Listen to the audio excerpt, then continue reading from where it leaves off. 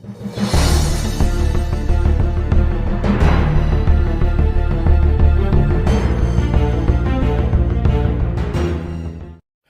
afternoon, Cubes of the Cash. Gary B, the Casual Comic Guy here. And today, guys, we're bringing something just a little different. This is top 5 keys in your collection. These, I'm doing top 5 favorite keys. These are my favorite keys in my collection. And this is in response to a tag video that Alex the Comic Hoarder put out there to the comic community. And I'm going off Alex's video and off of Simple Simon's video, who just did his top 5 keys in his collection. So I'm going to link both Alex and Simple Simon in the description below, and you can go check out their top 5 keys in their collection. As always, these things are always up for a little bit of interpretation. These are just my personal top 5 favorite keys that I own, and we could do top 5 key videos, you know, a couple times over with each channel. We all own our different keys that we love, that we enjoy. But the important thing is that you're enjoying the hobby your way and having fun collecting books. That's what it's all about, right? The love of these books. And without further ado, let's just get into this. So, well, let's do an order here. So we are going to start here. All right, so one of my favorite keys in my collection. This is a favorite character of mine, and that is, of course, Jessica Drew, Spider-Woman. You'll see a lot of her on my channel. I own all the series that Jessica Drew had, all the Spider-Woman volumes. Plus, I have the Julia Carpenter ones. Plus, I also have the Maddie Franklin run. I just am a big fan of the Spider-Woman character in all its iterations, but my favorite will always be Jessica Drew. So what we're starting out with here today is Marvel Spotlight 32. We're lucky enough to have this in AO, and this is the first appearance of Jessica Drew, Spider-Woman.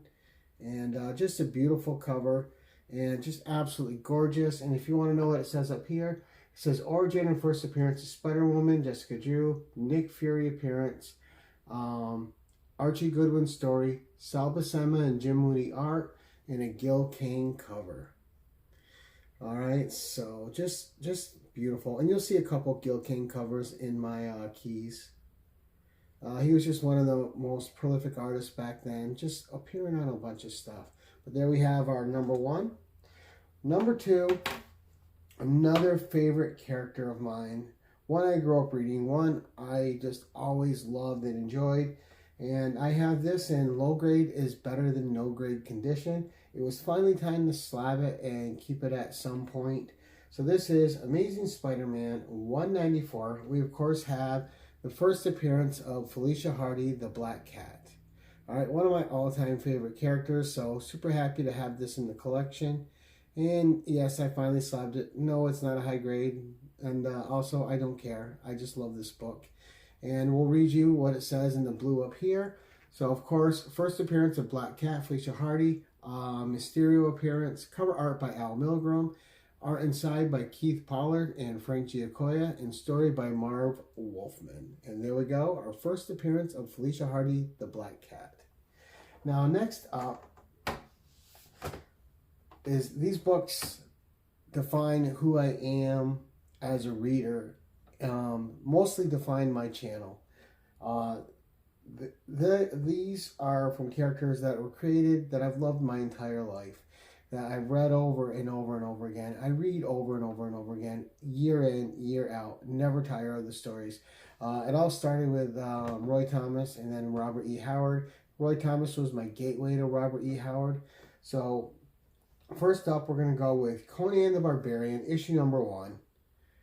Just one of the best covers, in my opinion, in comic history. Absolutely love it. You're going to see another one of those that I think is one of the best in comic history coming up. But this is in a 6.0, a nice mid-grade copy. And again, so origin and first appearance of Conan. We also have the first appearance of King Kull, but it's in a flashback. And so it's a cameo appearance. Roy Thomas story, Barry Windsor Smith and Dan Adkins art, and Barry Windsor Smith cover. Again, one of my prized possessions, and this is a key I never thought I would own it. I was finally able to get it a few years ago, and then I've gone down the rabbit hole ever since. Roy Thomas lit my imagination up with Conan the Barbarian when I was a kid. Because of him, I found Robert E. Howard, and I read Robert E. Howard year in, year out. Absolutely love his stories of Conan, King Kull, Solomon Kane, Borak, and just the Swordswoman, Dark Agnes. Just so many great characters. Steve Costigan, but you can go on and on. All right, number 4. And number 4 is a cheat. It's 2 books, but they're so closely tied together you can't show one without the other, in my opinion. So we have, first up in this little cheat 2-parter, we have Conan the Barbarian, number 23, which is, of course, the first appearance of Red Sonja. And this is adapted from the Robert E. Howard story. Of course, she was Red Sonja Rogatine. Roy Thomas adapted her to comics. She was part Dark Agnes, part Red Sonja Rogatine, and became a kind of a different character altogether, created by Roy Thomas in these books, and the rest is history. But great cover there. So we have Roy Thomas story, Gil Kane cover, Barry Windsor Smith on the interior art, Sal Buscema, Dan Adkins, and Chris Stone art. So a whole lot of artists doing this here. Just a lot of fun. Again, another Gil Kane cover, a classic. But you can't show that one without going to another one of the best covers in comic history ever, in my opinion, that cannot be outdone. This is Conan the Barbarian, issue 24. And this is The Song of Red Sonja, the first cover appearance of Red Sonja. And just a gorgeous, gorgeous book. Again, one of the all-time best covers in comic history, in my humble opinion. Absolutely love it. So again, we have this in a 6.0, and it says Barry Windsor, Roy Thomas story, Barry Windsor Smith cover and art. First full appearance of Red Sonja and last Barry Windsor Smith issue. So when it says first full appearance of Red Sonja, that's kind of not completely accurate. She is in issue 23 throughout the whole story, so I don't know why it's designated as such when she is completely and totally throughout this whole book. But that's what the comic gods decided. So it is, and so it appears on there. And our last key book, and this is going to be a magazine. And this is the first time you'll see Red Sonja in a bikini, which was first made by Esteban Morado. So people often mistake that. And this is, of course, a Boris Vallejo cover. Roy Thomas stories inside. Boris Vallejo cover. John Buscema, Neil Adams, and Esteban Morado art on the interior.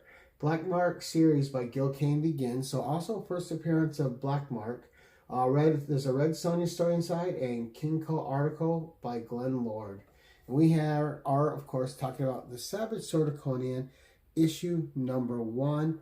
I got this in a beautiful 9.4. I bought this book originally for, I think, $20. I have another one out being graded now, which is a 9.8 candidate. So I got my fingers crossed, hoping to get this in a 9.8. But absolutely historic book and just really beautiful. But that's it. That's my top 5 keys that I love in my collection, in my PC. I have many more. Maybe I'll do some more top 5s with them. But I wanted to make a video. I don't do a lot of video responses, but I really like the Alex the Comic Hoarder one, and I really like Simple Simons. I thought I'd just add mine in. I'm sure that my books are no surprise to anyone that follows my channel, but if you're new to my channel, let me know if you enjoyed the books, and I know I do, obviously, right? But thank you all for stopping by. Thank you for watching, spending a little bit of your time on my channel with me.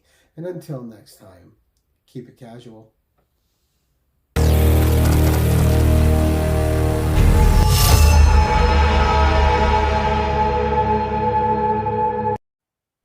Attention all, use channel sponsor Rogue Trader at theroguetraderutah.com and my code KEEPITCASUAL for 10% off your comic cleaning and pressing needs. Remember, when submitting your books to be graded, use a trusted professional.